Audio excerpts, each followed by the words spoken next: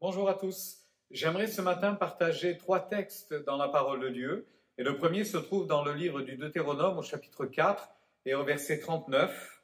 Je lis pour vous. « Sache donc en ce jour et retiens dans ton cœur que l'Éternel est Dieu en haut dans le ciel et en bas sur la terre et qu'il n'y en a point d'autre. » Dans le livre des Proverbes au chapitre 21, verset 1er, « Le cœur du roi est un courant d'eau dans la maison de l'Éternel, il l'incline partout où il veut. » Et dans le livre de Jérémie, chapitre 51, verset 15, « Il a créé la terre par sa puissance, il a fondé le monde par sa sagesse, il a étendu les cieux par son intelligence. » Amen.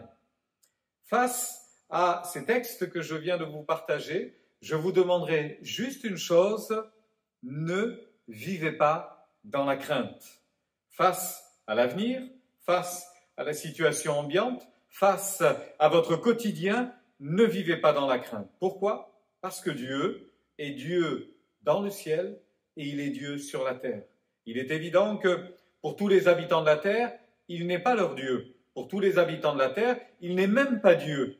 Mais pour nous, pour vous qui avez fait la paix avec Dieu, vous êtes dans la main de Jésus. Et à cause de cela, vous pouvez rester confiant. Vous pouvez rester dans la paix. Il est Dieu dans le ciel et il est Dieu sur la terre et il demeure votre Dieu.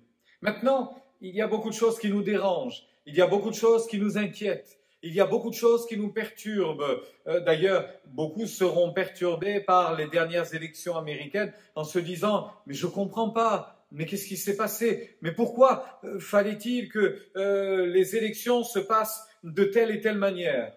Maintenant, les choses sont ainsi. Mais je vous rappelle que la Bible dit qu'il tient le cœur des rois dans sa main comme un courant d'eau et il l'incline comme il veut.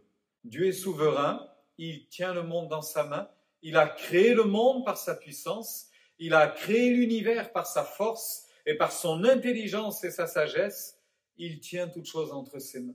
Alors, ne vivons pas dans la crainte, ne soyez pas inquiets, faites confiance au Seigneur. Celui qui vous tient, vous tiendra demain, celui qui vous gardera demain, celui qui a commencé son œuvre de grâce au-dedans de vous, la continuera et il l'achèvera, il l'amènera à la perfection.